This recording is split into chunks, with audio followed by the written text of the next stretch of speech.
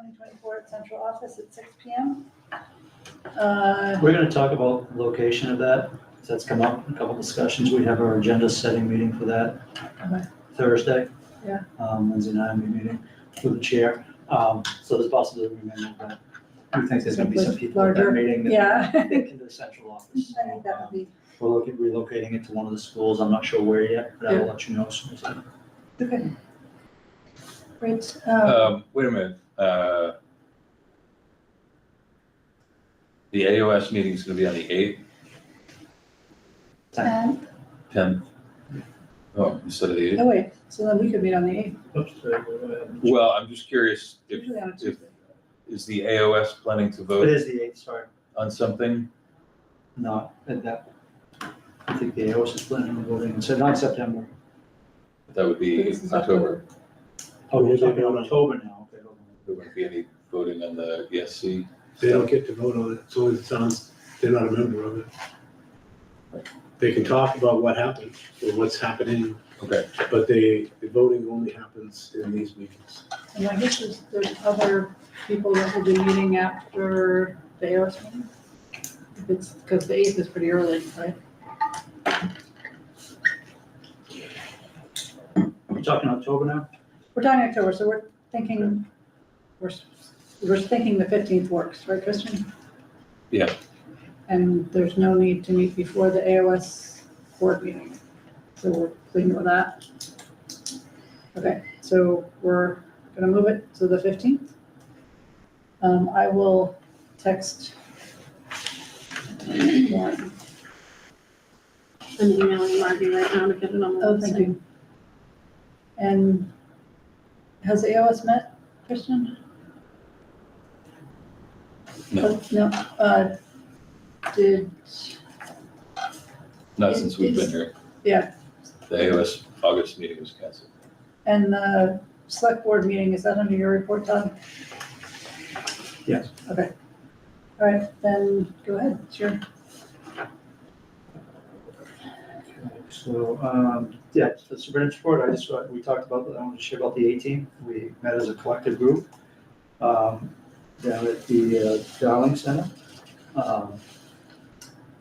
But it went well. We had a day and a half where we administrators from all district-wide got together, looked at things like the start of the school year. And we will be meeting again. We're going to continue to meet as a collective group throughout the year, once a month. And then we will be meeting with the AOS schools that fall under my overview, if you will. We'll be meeting a second time a month, just as our collective group, to talk about academics things, and it'll be primarily building base principles. So we have that. Opening days, I was able to get out. We had our opening day workshop at the end, the 4 schools that I have oversight of up in Jefferson. Thought the day went well. Stepped out and did some good presentations for us. Response seemed to be pretty positive from staff. Obviously, they had the 3 days of workshops prior to students returning. I don't know, Lori, do you think? Yeah. Okay. I thought it was great, yeah. And that's something we'll be planning. I've got ideas of ways I think we can improve it moving forward. So that'll be something we work on throughout the year as an administrative team, and then finalize everything over the summer, and we'll have it set for next year. I did go to Drummond Woodson training last Wednesday, and you chuckle. It's the main school law and practice for board members. It was a practice we had. It's their 6th edition. For me, there were a lot of board members in, not an awful lot of superintendents. So it was interesting because the lens they see things at, as you all have somewhat experienced, so you know, is a little different. So it was interesting just to listen to the questions they had and the concerns they had.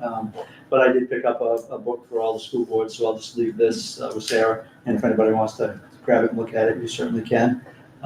If you have any questions specifically about it, please feel free to ask. There is a board training. If anybody, and Sarah, you did say there are some newer people, but if there is anybody interested in the board training, it's going to happen on October 9th at 5 o'clock at Great Salt Bay. And it's open to any board members throughout the district. So if people want to attend that, you certainly can. Could you give a time, sorry? 5 o'clock. Thank you. Yep, at Great Salt Bay. The question was asked about the OS 93 board meeting. That meets next Tuesday. And what the, I'm sure I'm saying our date, next Tuesday the 10th. And what that board would like is for the representative from each of the town's boards to come and be able to articulate, I guess, or share where they perceive their board stands with the Educational Service Center right now. Because there's just some questions out there, concerns, and just questions about where are the boards as far as how they feel. So that's next week? That's next Tuesday. So whoever the rep is from each of the town boards, if they would come and be prepared to chat a little bit about that. And then the other thing I had was the October board meeting date. When you said the select board meeting, I'm gonna actually let Peter, you're talking about the Education Service Center. I'm gonna actually let Peter do that. But as far as the town select board, my goal is to get out to the select board here. I've been to 2 of the 4 towns so far, to the South Bristol Select Board meeting on the 12th. That's my goal, is to just make an appearance at that meeting, so that they have a face to go with the name. Well, next week. Okay, Yeah, September? next Thursday.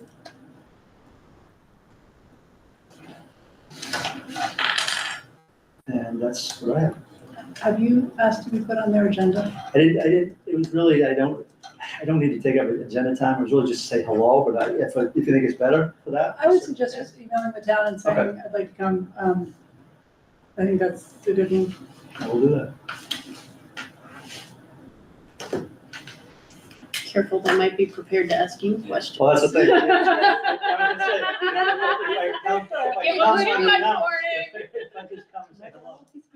Yeah, yeah. From 2014. Who's best contact person? We share an email address. It's town office at sbristolme.gov. And the person you want to talk to is Margie. She's the admin assistant. She'll handle getting you on the agenda, Thank you. They will be excited to meet you. for sure. I'll do that tomorrow. That's it, so I guess I'll turn it over to. That's what's left. She would turn over to you, but you're not on. Yeah, there's a bunch of the agenda missing. But we're missing agenda 2? I'm not on it. Did she cut off the second page when she? There's a second page, but there's all kinds of things that aren't in it. Yeah, we were missing a page out No of the principals report, no minutes. finance report, no ESC, no budget. Oh dear. no board business. What about It's all- facilities? That's on mine, that's not on yours. No. And I only got half the finance report in packet. This is my copy, this is what I was given to look at and preview, and everything's on this one. Do you want me to, Here's what I got. want to copy? See if you what's going I think that. on. Goes down here, right? And then to the page, and that's all it's there.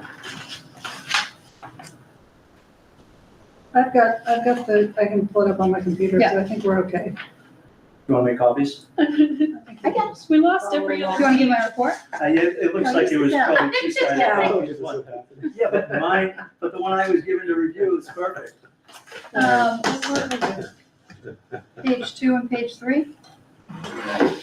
Would you like copies of this? You guys want copies of the agenda? I remember looking at it on the shared drive. I've got electronic. There's just one page. Okay, you wanna send it to You want to share? It's So online. used to have Next my is- laptop. I'll walk you through it. I'm right here. The I'm right next on it, is so it's good. Principal's The report. next is the principal's report. Yes. Why, thank you. So the first couple of days have gone really, really well. We have made a few changes and it's been pretty positive for the kids and the teachers. Today was the first day of aftercare and that was very successful. I'm really excited about how we've changed that. And Can you just highlight one of the, can you explain the staffing changes, sure. just briefly? Yeah, I have asked Terry Mitchell to do a plan each day, so kind of like a lesson plan with very organized times and how different activities are going to take place. And she is teaching Danica basically how to run an aftercare program. She didn't have, Danica's just need a little bit of training. Can I say that? I said a name. I'm not supposed to say a name person, sorry. But anyway, and so parents are signing up in advance now, which means when we have 15 kids there, we can have 2 adults, or I'll know that I should stay and help out. Parents are signing their kids out, and we can't send a kid home if they're not on the emergency card list. And that's So, fine. I think it's exciting that we have like 2 adults for the first hour. yeah, And yeah. then that is a big change that I think has been wonderful. Terry used to run the program for a long time, so I think you've made a lot of really good changes. It's important for, I think, the consistency for the kids and parents too. I got a lot of feedback and just use the feedback to make changes. Thank you. Yeah. We are going to get a van on September 9th that we'll rent for the year, which will save a ton of money. We are also getting a minivan through special ed funds for a student that requires private transportation. And our ed tech who works with that student has said she would do the driving. And they also have a backup ed tech who will also do the driving. So, and then worst case scenario, I'll drive. But we weren't getting the student here with enough time in the school day. It was too inconsistent, and first students having a hard time staffing. So we thought we can do it, and the child will be better serviced educationally.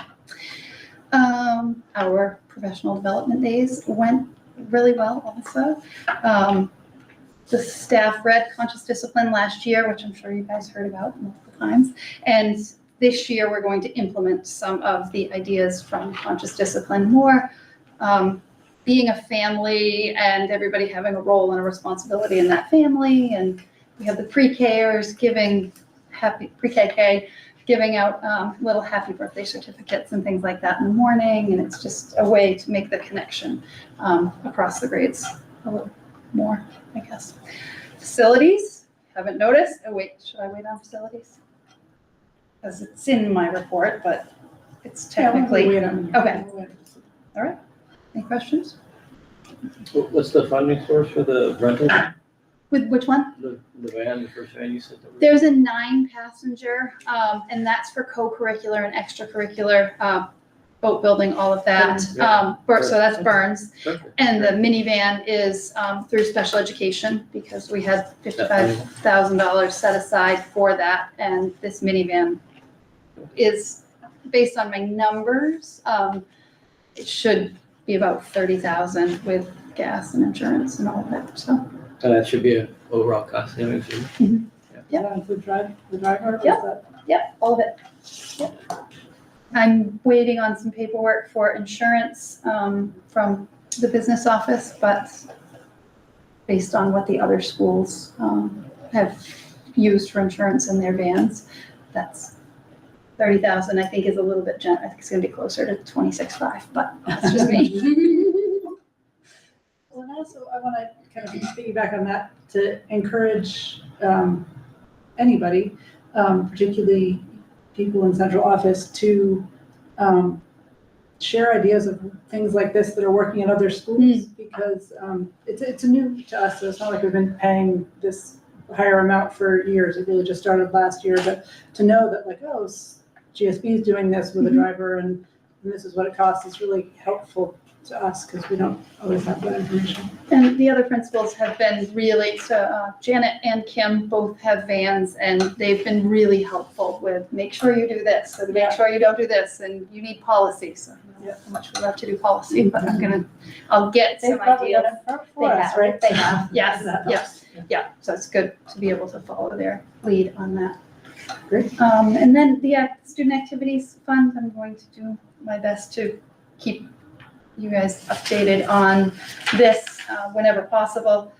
I guess the only big thing is the previous year 8th grade class had about $3,500 left over from their fundraising, and they bought the school trailer for the boat and a really nice 10 by 10 tent that the Boosters Club used for the ice cream social, and the 8th grade will use the shade or whatever, soccer could use it, doesn't matter. Great, it's another advertisement, I guess, for the school.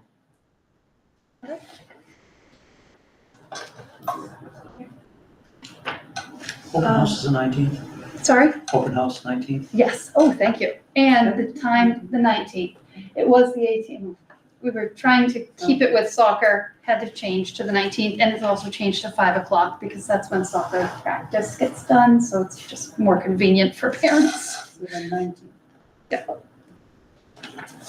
19th at 5 o'clock. Thank you. All right. Oh, I love it when I go to my calendar and it's already in there. All right, Peter, I'll just start off the donation, the finance report with the acceptance of donations, is that okay? Yeah. I'll make a motion to approve the acceptance of the Lincoln Health Community Health Improvement Fund donation and the Burns Fund donation. Lori, can you, or can I second? Sandy, can one of you explain what the Lincoln Health Improvement Fund is? Sorry. No?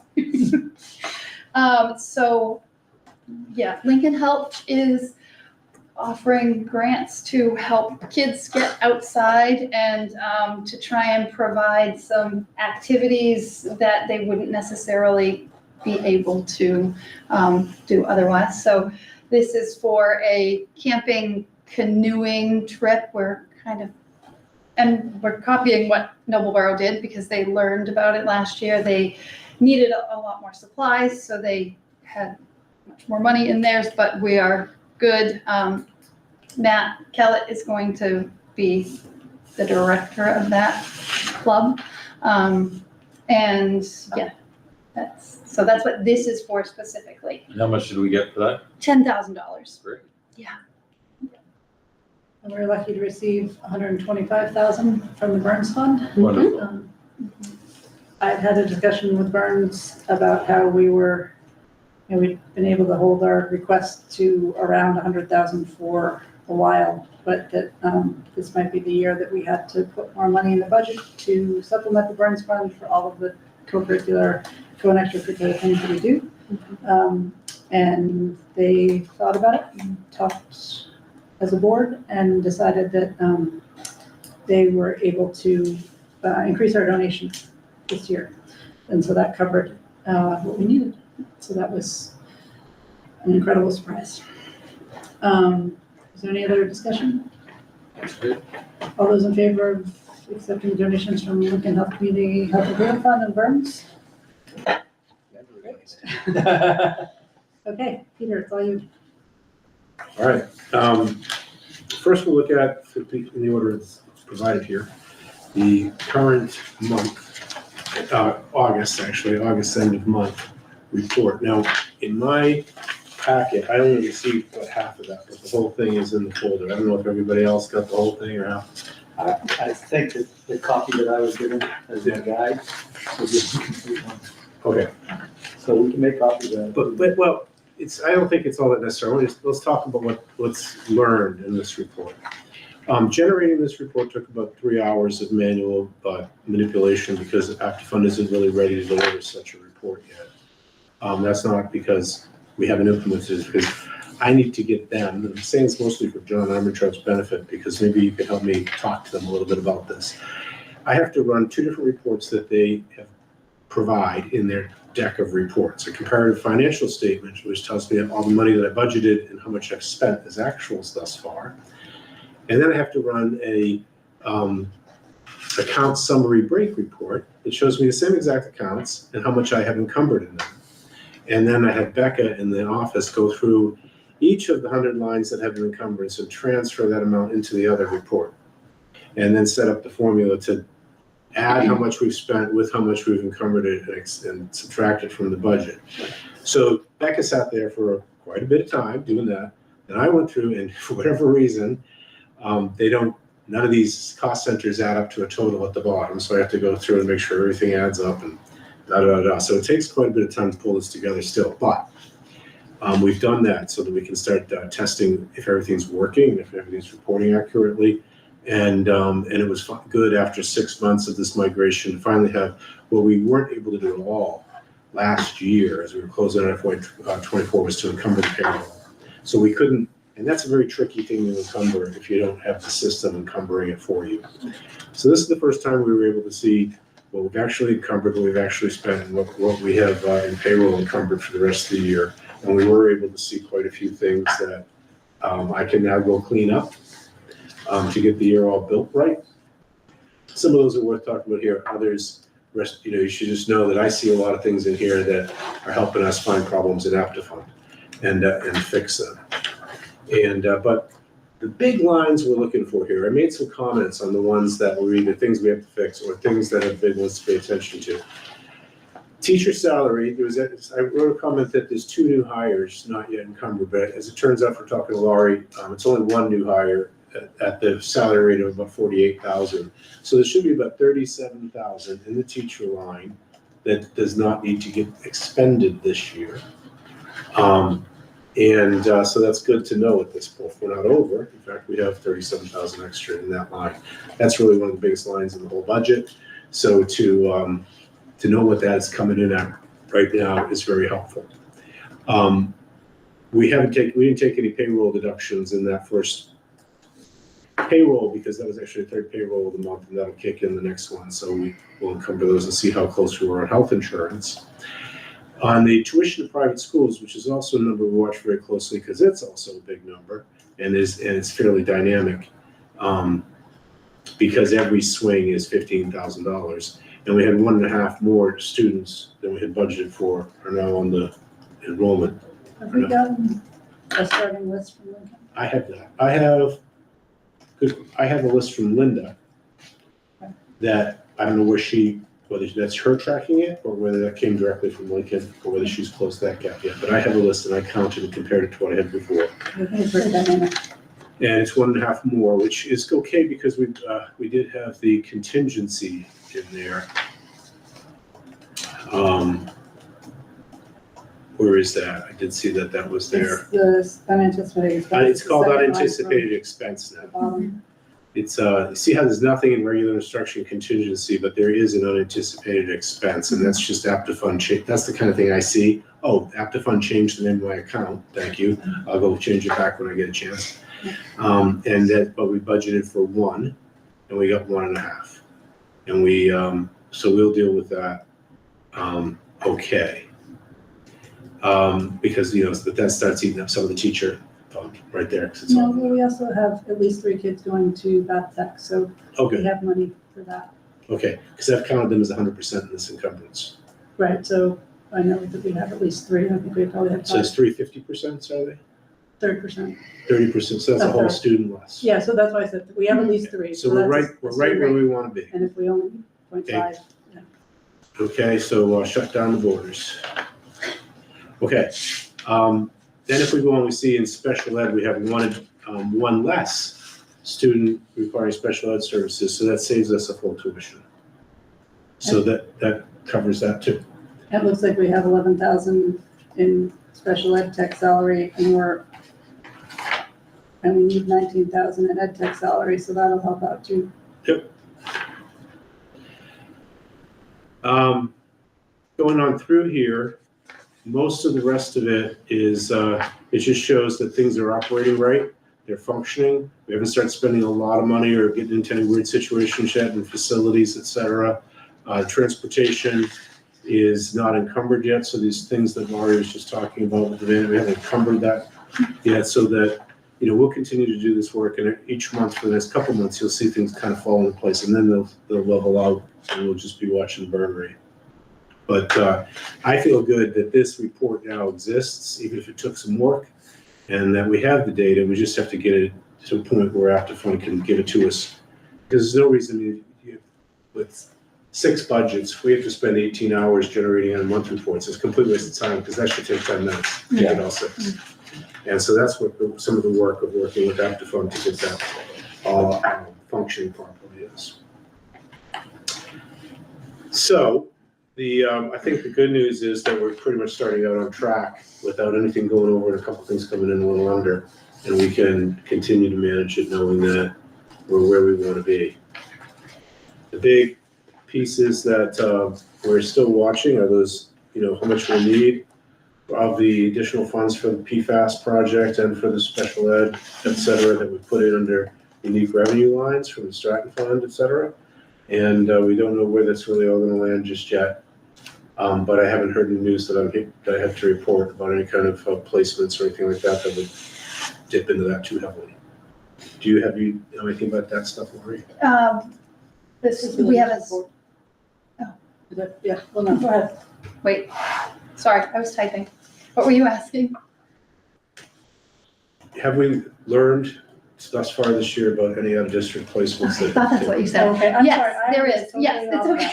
that. I heard thought that's what you something totally said. different. Yes, we do have a student who has moved into the area, he's living with a relative, but he is a ward of the state. And so, yes, we will pay for it, but then we'll be reimbursed. Okay, so we'll operate all of that under a grant line, and we won't even see the expenses in the general fund, because we'll track them in a Okay. different fund. Okay. And as long as we get reimbursed, are we getting reimbursed 100%? Yes. So then that should That's what just Kelly not, said. well, so that won't even show up in here. Okay. So we do have an unanticipated expense in special ed of $100,000, but at this point, we still don't need to use that. So that would be, that's the money that we said we would transfer into a reserve if we get to the end of the year in good shape. So we're watching that. We're watching the facilities work that's getting done with the PFAS to see how much of that. But really, that's a sort of,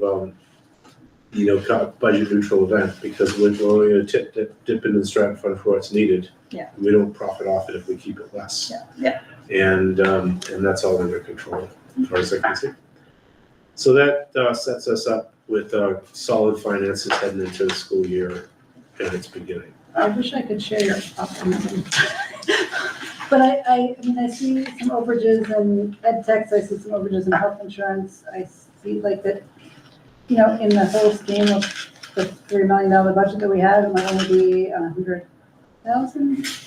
But I just, and I have to admit, like today was the first day that I looked at this after fund report and kind of looked at different things, so, and maybe off base on some of my things, but it feels like there is not as, particularly with the salaries, ed techs, special ed techs, some of the administrative stuff that we maybe aren't in exactly the place that we want to be with. Can you point which one? I see that we have ed techs over at 19 and teachers under 37, so. that's Right, and kind then of- we have, one position where we were doing cash in lieu for health insurance, and now we're doing not cash in lieu for health insurance, which is, And where do you see that? Principal I line. hate doing this. I know. It's me. Admin. We have principal health insurance that even seems high. And it's not only her, it's actually a couple of the admin health insurance. I just want to make sure that we are looking at this, because if I think you're right, some of, like, when you see the overage in the teacher salary, that will take care of the overage in the health insurance, but it doesn't then take over the ed tech salary. So I just want to make sure that we really are adding up those numbers and seeing if it actually does equal out, or if we're still low, because I was really surprised that our numbers are off for ed techs and maybe special ed techs. I forget what I was just looking at, because I thought that we were really assured that I don't know what's changed. Well, that's what we can look at. Yeah, so We I'd can like see to- if anything's changed, or if you have too many ed techs on your team more than you budgeted for, or if we've encumbered something twice or at a higher rate. I think regular ed, what I noticed in the budget is the regular ed tech salary was decreased by just about the same amount that the special ed tech salary was increased, because I was confused on that too. But it's not, it's. Yeah, on the proposed budget, the one that I've been working on, I've won that. I've been working off all summer. Yeah.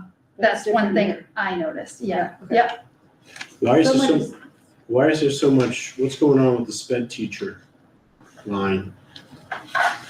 Sped teacher salary, there's almost nothing there, little tiny little bits encumbered. Do you know what's going on there?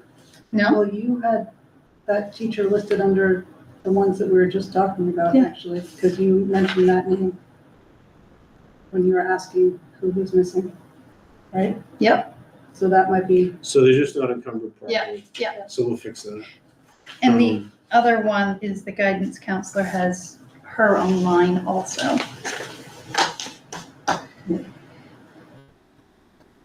Had her own line. Oh, you mean just use that? Salary. She's not. Yeah. In the teacher salary, she's, oh, that's right, because you mentioned her in that one. yeah, she's half and half. Guidance counselor? Mhm. Is she, do you see the line? Page I 3, think we can maybe meet and talk about this. Yep. So we're not, maybe. 05, I think how you would say it. Anyway, It's 05 tonight. So there's a couple encumbrances to catch. Yeah.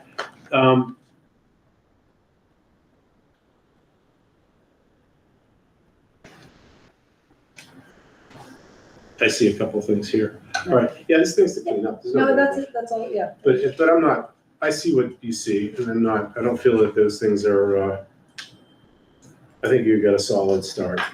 The thing, yes, there's additional insurance, but there's probably other things that aren't, so. it is gonna be a wash. I It was crunched hard those for- numbers myself Yeah. because I was I just want to see. it. concerned about health. So it is gonna be a wash with that coming in for me and me even. Because we really weren't able to Insurance. see it last year, so that's why I'm nervous, because we went from having, closer to $100,000 carry forward to essentially nothing.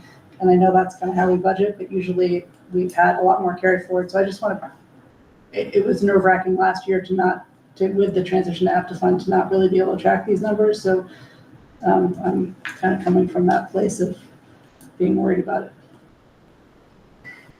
Okay, So just as a FYI, Laurie and I have set up a monthly finance meeting. well, I was just gonna invite myself to that, actually. Um, You don't get to hear all the questions I ask. That's why I heard. But no, I meet with each of the principals. So, and we do that to make sure that this budget is operating in all the ways, like, so when Laurie and I meet, she'll have questions about some of the things, and we'll dig into ACT Fund and find out the answers. And then and then we can report that back to you since, and if you want to do like we did tonight, sort of, a finance meeting before Yeah. we can set something like that up. Love it. So on FY '24, we did, August 16th was the last payroll of FY '24.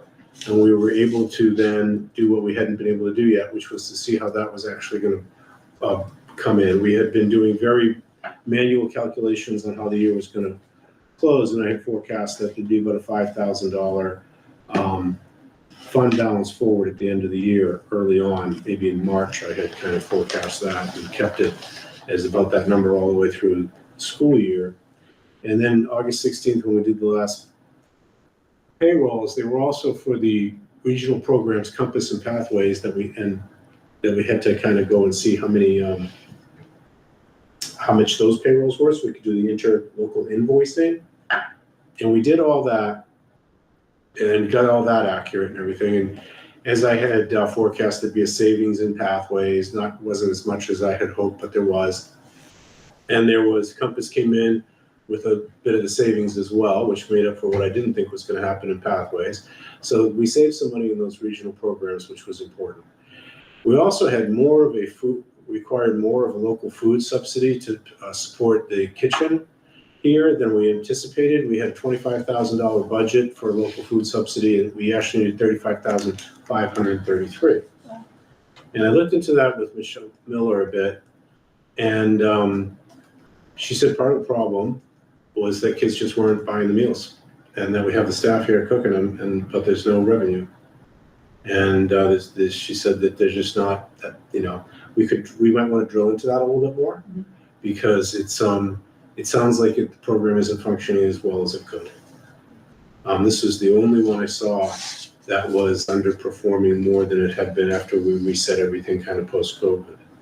And she felt that there were improvements that could be made that would turn that around. So we should talk to Michelle directly about that, get some feedback directly from her and see if there's reason to improve. Because I wouldn't want to see that continue to slip, and then, because we didn't budget it to be this much this coming year. Because we budgeted for 25 Right. for a long time. And we Yeah, I don't we exceeded it by 10,000 this year. Right, that's a big, And you either have to cut expenses, which isn't that easy, that's people, or you have to, 1-0. and No. then- or you have to get, generate interest in the program somehow. It's not gonna go the other way. And the numbers didn't, like our enrollment numbers haven't changed that drastically. So I think it's more kids bring their own lunch. No, I think you're right, that's what I'm saying. And I don't know that that's a bad trend, I'm just saying it's a trend that's gonna affect you financially, And so that was one of the bigger surprises in all of it. And then the last thing that we're doing, we're down to about we're down right there. I have to do some final, it's a couple final numbers I'm still waiting to get on a couple of shared sped costs that we're resolving, but they're not gonna be too much, but we're down to the same forecast at this point as I was back 6 months ago, $5,000 left over in the end. I have this, we just calculated the final little bit for the Burns Fund. I see that here in front of me now too. And it's gonna be just in the black. So for all practical purposes, there's zero fund balance forward for FY27. And one thing to just pick up on what Sarah and I talked about before, but what was also just mentioned here tonight, the idea that there's a fund balance forward is, for many years, there's a fund balance forward of $100,000 or $150,000.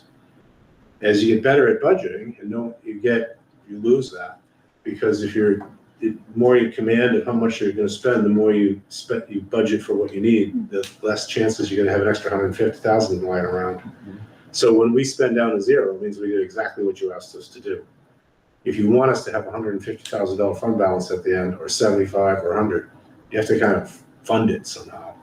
It doesn't just grow. Yeah, you have to build a pillar. Yeah. And that isn't a word, building a pillow isn't the way you might want to describe it to taxpayers. Right.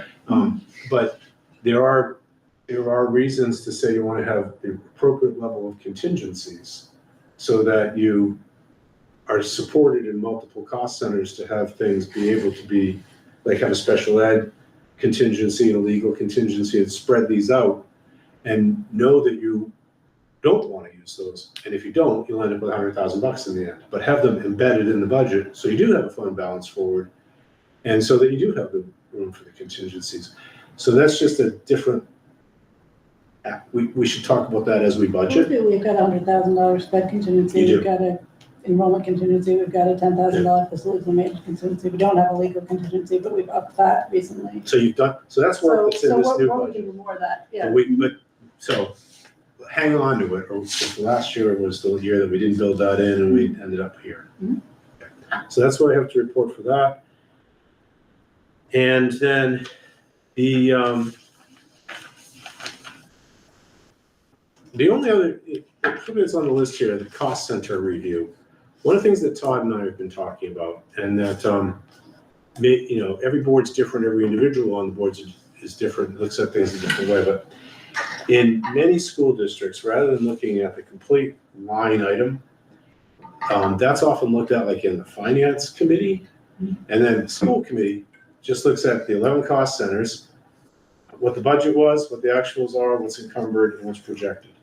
And so at a school committee meeting, like there's a number of times where, you wisely said, well, we can talk about that offline. We might want to start separating what we deliver to, in this report every month, this detailed report, and where we talk about that, from just a general article by article report that shows where we're tracking, and and We usually did percentages, so the board would know where are we at this stage in the game. So we still have, if you 9 months left to go, you're 90% remaining in that line. That gives the board just a real overview. And like you said, no, there's a real finance committee meeting here, but we certainly could, that's where you get into the, And we tried that, we didn't have a lot of luck with finance committee, but I mean, if we wanna look at that again, we can.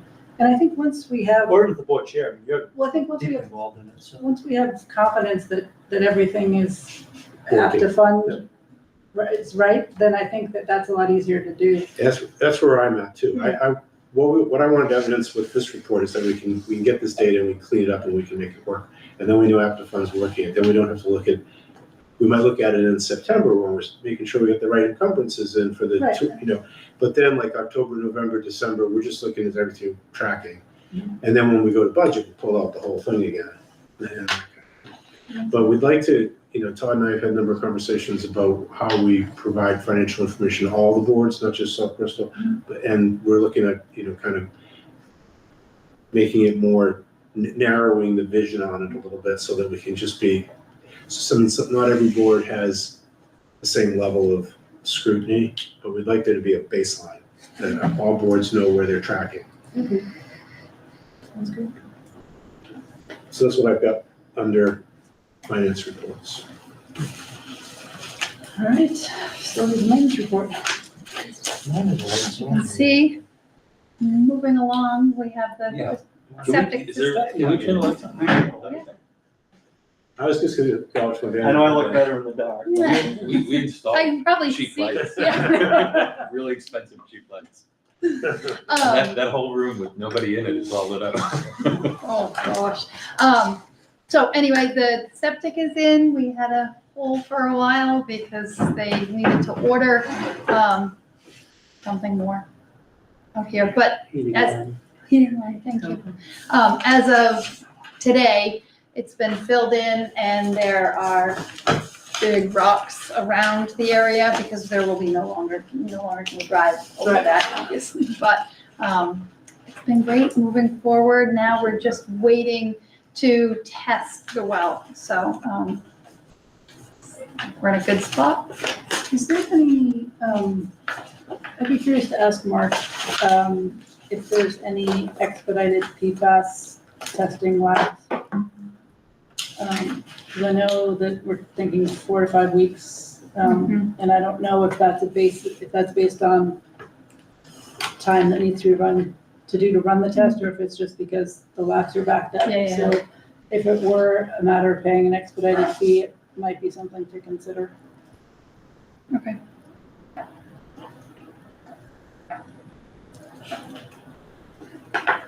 I guess. Do we think that 4 gallons per minute is gonna be sufficient to take care of the needs of the school? So pretty low flow for such a deep well. No. So I guess I think what we need to set up is, I actually think that the facilities and maintenance reports need to come from Mark. And I think maybe they need to come from Mark bi-weekly. I thought that's what we kind of talked about with him, but I haven't gotten anything directly from him. So I would feel more comfortable if we could get, I think bi-weekly reports or reports as something have happened, because I think another part of this is that we want to be able to justify a facilities manager in the future, in the next budget. So if we can kind of show a little bit more how they've served us, that would be good. And you're not expected to know all this, that's why we have him. Yeah. So that's a great question. And is that, that's kind of, I thought when we talked about hiring him, it was gonna be more reports to the selectmen, to us, on a more regular basis, and that's something he talked about with me, and I'm not sure maybe Javier or Adam. So I think that would be great. Because I'll hear about something from Adam or something from somebody, but I think we all need to kind of have the same Are you gonna information. chat with him? It'd be great if you could write a report that gets included in the board packet every month. And Want it. more often, And it's selectmen too. Yeah. Have you been able to work around the trenches and boulders? Oh, yes, I am a little bit nuts. Yeah, Yeah, nice they've job been with great, their- yeah, and they've been so good, they'll let me run out with little cones when the kids are going to snack, which has been wonderful. They move the cones, probably roll their eyes, but whatever, my kids are safe. Yeah. But yeah, it's been great. Any other questions for Mark or anything? Old business, ESC update. Peter. So, we have been shopping around the ESC proposal to everybody we can find to talk to about it. And so we last met here a month ago, and then I took the same presentation to all the other school committees. And then we took it to a meeting at Coastal Rivers that was several members of the school committees and several members of some of the select boards in the area, and even some town administrators and other folks who showed up, and we had a robust conversation there. And then I followed up by giving a presentation to the Professional Development Day to all the teachers of Todd's schools, and some support staff were there as well, and administrators, and also we brought it to our administrative retreat of all the administrators. And it's had a fair, it's had a chance to get out there in the open now and talk about. Of all the feedback we received, I would say 90% of it was just questions that we were able to, factual questions that, much like we talked about here, and much that are just anticipated, in fact, in the content of the slides. Well, how does that work? And what about this? What about that? But there was some, particularly once we hit the select board conversation, there was, we began to target how the votes are counted. And that became a topic of much consideration, because I think that, I think we might have got it wrong in the first interlocal agreement that was passed around that was up until the one I submitted to everybody today in the folders. And I'll explain the thinking on that.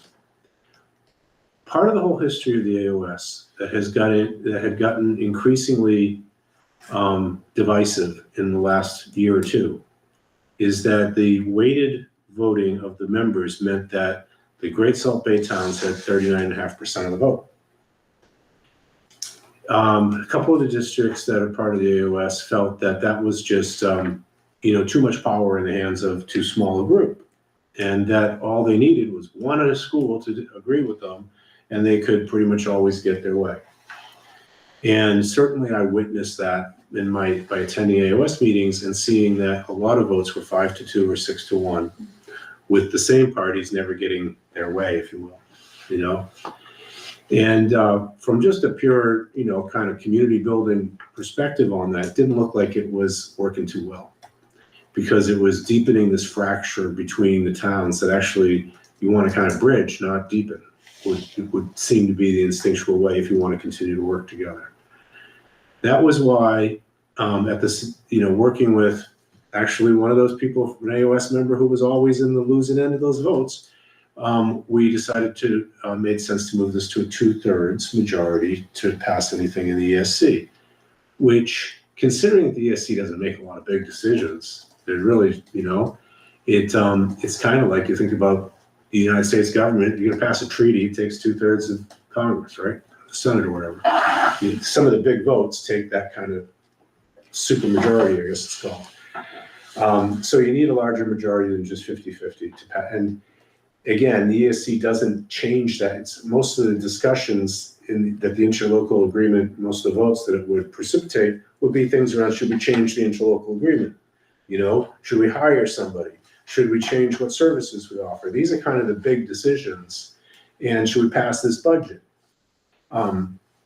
There aren't a lot of things that are decided that, it could go either way a lot. So 2/3 seems to be right. But then one of the select board members from Noblesboro pointed out at our Coastal Rivers meeting, that means that Great Salt Bay towns can veto anything they want. Yeah. Well, that was an obvious error in our calculation. We were looking at it the other way. We wanted to prevent them from passing anything they want. Well, not necessarily prevent them, but create a more equitable kind of system so that everybody felt included in the decision-making. But you didn't want to have one player that was able to pass anything they wanted by just getting one person to agree with them. But it wasn't the intention that they could then veto anything. So we had to kind of go back to the drawing board on that. And it's not easy. And it's not easy because you're all very different sizes. As we know, you represent 5.5%. of the AOS when you count the census and the students. And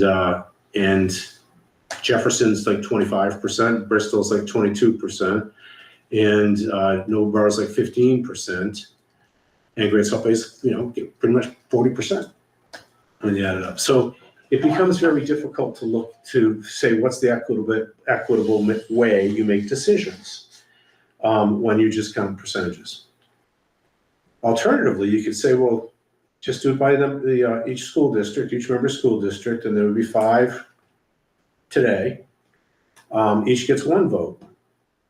Well, it's kind of hard to say to GSB, who's pouring in to the AOS central office, $550,000 or something, that the town that's, putting in the least has an equal vote, 1 to 1. So that doesn't seem like that's going to be what's equitable either. So even though some of the some select board members said just do it that way, I was like, that's just not, you can't look at that. It doesn't pass the straight face test. So looking at all of that, I came down to what began to make sense to me was you have to do both. You have to win 50% of the weighted vote, and you have to win 3 out of 5 of the school districts. And when you play with that math, it does create other problems later. We'll get to that. But when you play with that math, it comes down to you can't see that many situations in which you're not building consensus by getting both of those things. It's not, the weighted is no longer 2/3, it's 50 point anything, just greater than 50% majority. So that means that Great Salt Bay and Noblesboro could make a move on their own, but only if another school agrees with them, right? To get the 3 out of 5. And it would mean that if you have the 3 smallest schools, and I guess those are Noblesboro, Bristol, and South Bristol, if they all agreed on something, well, you still need to get 50% and they don't have it. So in almost every situation that you look at, anything that's going to pass is going to be a consensus. It's going to take consensus to carry. So that it's a double metric voting system. You have to pass the weighted majority and the member majority. So I started running that around. I ran into one obstacle, and that is the future. Because there may not always be 5 districts. And we do not want to create anything that would inhibit Jefferson and Noblesboro from combining into an RSU, or maybe Bristol and South Bristol from combining into an RSU. Why would we want to say you lose a vote if you do that? And so on one thing that you could put in here, and this is sort of where we're down to right now, okay? I have written it into this interlocal agreement that it's a majority of both. If there were only 4 districts, a majority, there can't be a majority. So there could be language added to this as it is now that says, in the event of a tie on one of those, the other one carries it. So if it was a 2-2 vote, still the weighted majority would rule, okay?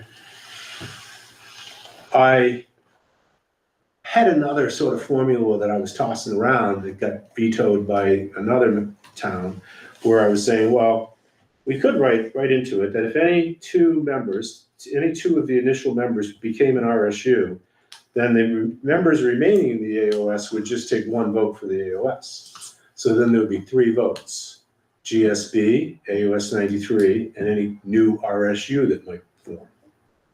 And I thought that was a kind of winning situation because actually they're all, by how those might align, they would all be in very similar levels of percentages. They'd all be in the 30s. So it's like, kind of nicely distributed. I got pushed back on that because I was told that by someone from the other end of the other side of Route 1 that, say Bristol and South Bristol joined together, why wouldn't they settle for 1 vote with their 27% when we're Great Salt Bay settling for 1 vote with 40%? So what's their beef? And and he said, if we're remaining single entities, we're running 2 different districts, we deserve 2 different votes. And I'm like, Herein lies the problem. and I'm like, okay, or you can just not, this is where it gets to, and I'm like, okay, you guys got to figure it out. But I'm here to help you, and I can put it all on the table. But at the end of the day, are you choosing to try to work together, in which I'm offering you several different little ways you could do that. We're choosing to fight together, in which you're already good at that the way you are. So why not just stay the way you are and continue to battle it out with Great Salt Bay having its 40% and everybody else, you know? So it gets down to just whether or not there's the will to try to move forward. And I think there is. But I think that this AOS meeting that you have on September 10th is where some of that needs to be ironed out. And I think that, I don't think there's any, I think you could write right into it in the event of a tie, the weighted majority takes it, and that might all be that's needed. But at this point, I can't be sitting here having multiple conversations and writing interlocal agreements and sending them out into the ether of email and seeing if anybody picks up on what I wrote. I just got to ask you all to come to this meeting with your representative and talk about what you really want to do. And I think that's what it comes down to. I have received no other substantive comments on the interlocal agreement. There were a couple little tiny edits that we made on almost, that just impact the whether it reads well, since the last version. But the way the voting works is the one thing that came out of all that discussion. Yeah. And I think that I'm asking you guys to resolve that from here on. So that's what I've got. I could answer, and hoping you guys have some questions or some thoughts or some observations about this whole process and what it will take to get this thing done, and whether or not you want to do it. I'm all ears and can offer any information that I haven't already provided. But I think that you want to have this, I think that the goal coming out of this discussion that you're about to have right now is to send your representative to the AOS meeting, telling them where he's able to tell them how you feel and be able to provide a pretty good read about how South Bristol is feeling about making these adjustments and what it'll take to get on board. Is that fair? Mm-hmm. I printed off the version that was in the shared drive this evening. Is that the most up-to-date one? Yeah, we had a new one earlier today, so this Okay. evening's, yeah. The one in the packet is missing a couple pages. So. And it's Every the other one about, the page that's missing is the one about government. I'll follow up on that tomorrow. Nothing you can do about it. Could we define successor member somewhere? There's never like a description of what a successor member is. Yes, and I will add to that there's no vice chair in that structure at this point. Really? And that's not for any reason other than the specific direction that I was given. The Drummond Woodson boilerplate said that there should be a chair, a treasurer, and a secretary. That's what you need for a nonprofit. Right? For Yeah, any nonprofit, exactly. that's what you need. Now, one member said, we've always had the superintendent of the AOS act as the secretary, so wouldn't the executive director act as the secretary here? I'm like, is that and they're like, make that change. So I made that change. But I did not go as far as to then insert a vice chair when I realized that the AOS had that and this didn't. Mm-hmm. And I think you might want 3 officers instead of 2, because just for kind of the reason you said, that's what a standard organization has, 3 officers. There aren't, because 2, if they ever get into a situation where they disagree, who says the third to break it, I don't know. Mm-hmm. I'm just throwing that out there for my observation. Yeah. Insert vice chair. We had a vice chair before. No, because the secretary has no voting power. They're just sitting there taking the minutes, and signing things that can get signed by I think the somebody. vice chair is a good idea. They don't really have any.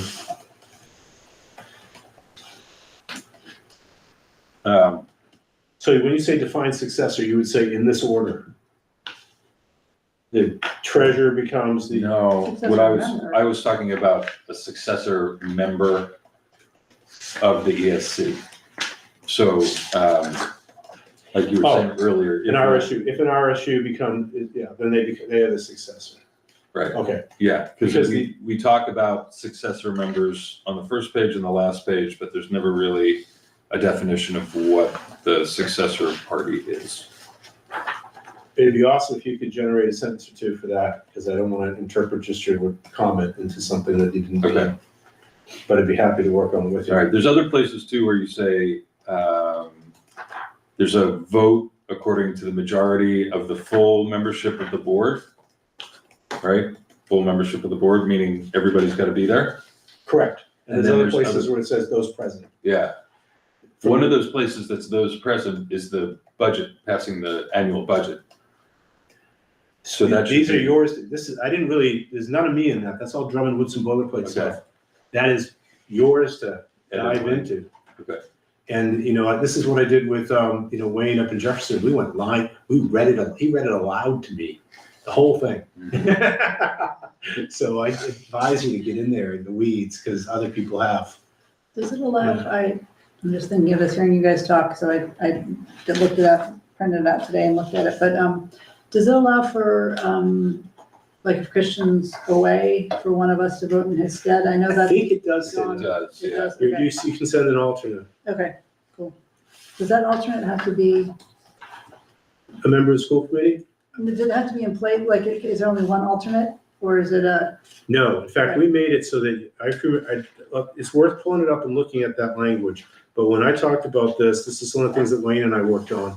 It was like, and it was he said they should name an alternate. And he said, should they name it at the beginning of the year and only have one alternate, or can it be per meeting? And I said, I think you want it per meeting, because you might have someone to go in and talk finance, someone else to go in and talk Title IX, or whatever it is, You might have different people that go in and talk different things at any meeting.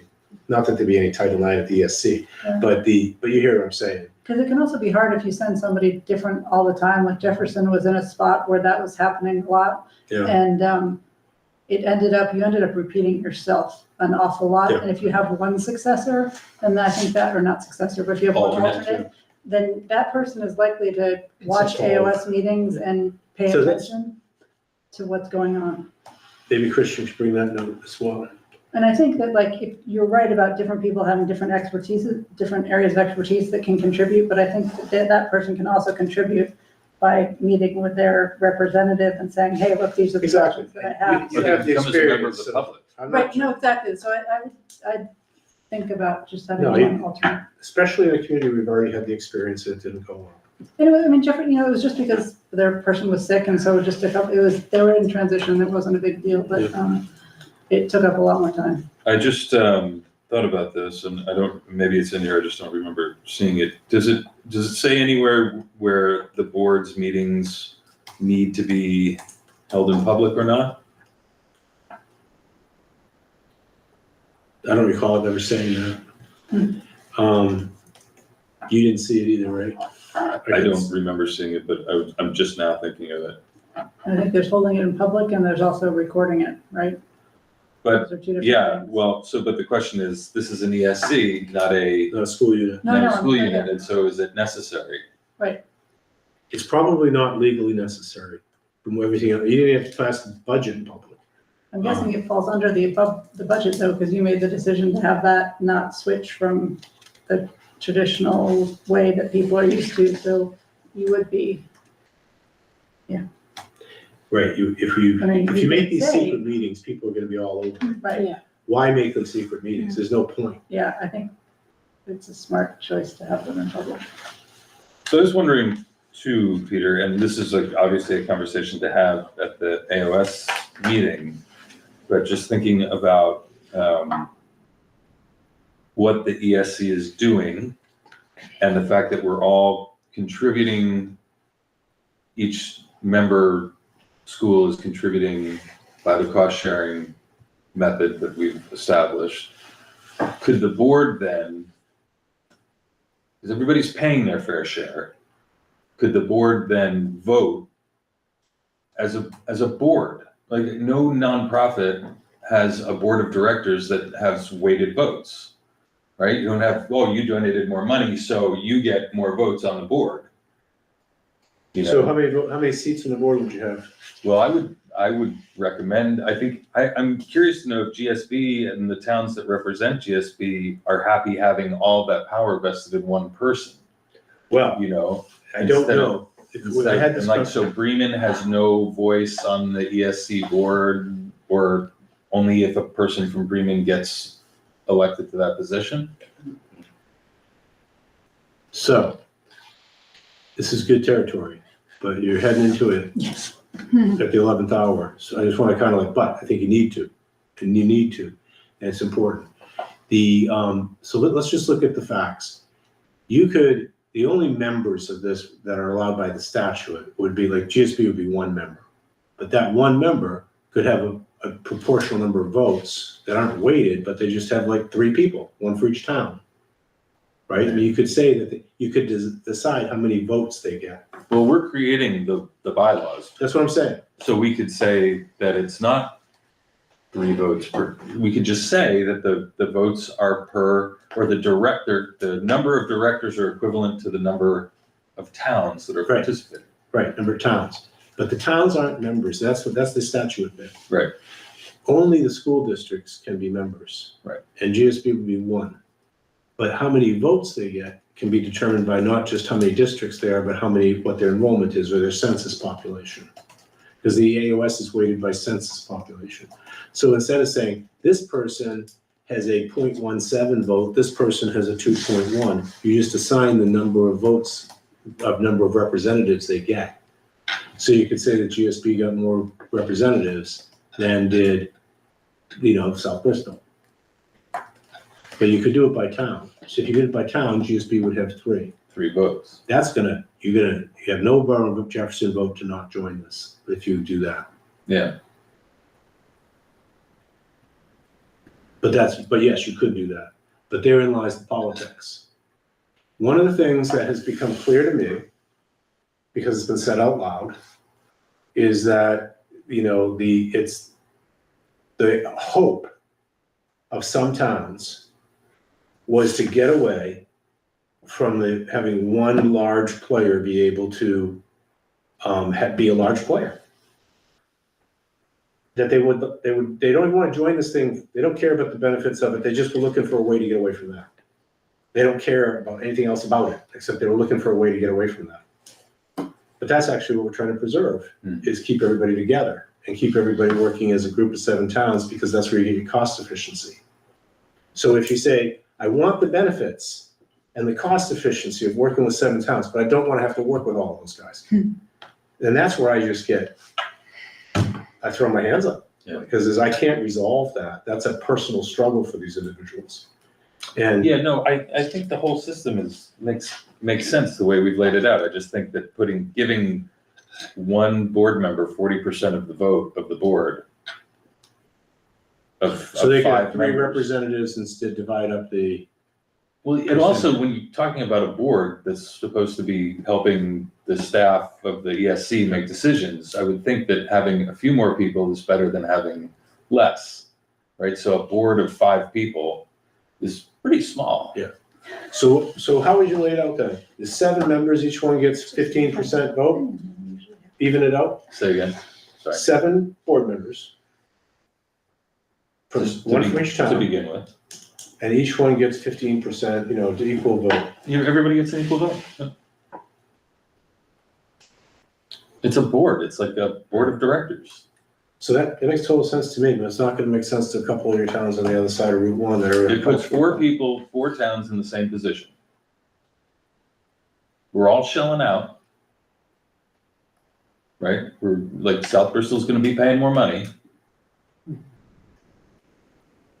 That's pretty much the way the AOS works, but with just a little tilt, such that sometimes when they say we're gonna count the weighted votes, it's just to say we did it. But no matter how they're even enough distributed that it doesn't matter. You know what I'm saying? Yeah. I'm with Jefferson or whoever in thinking that, giving one person from GSB that much power is too much. Right, but they're not saying that, they're saying giving GSB 3 votes.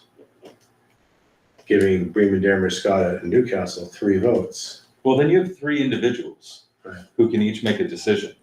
And if you take it back Right, to and the if you- South Bristol level, like that's gonna be, I think, a thing that maybe potentially stops us from becoming an RSU, is having one voice from Bristol and one voice from South Bristol, even though the percentages don't change.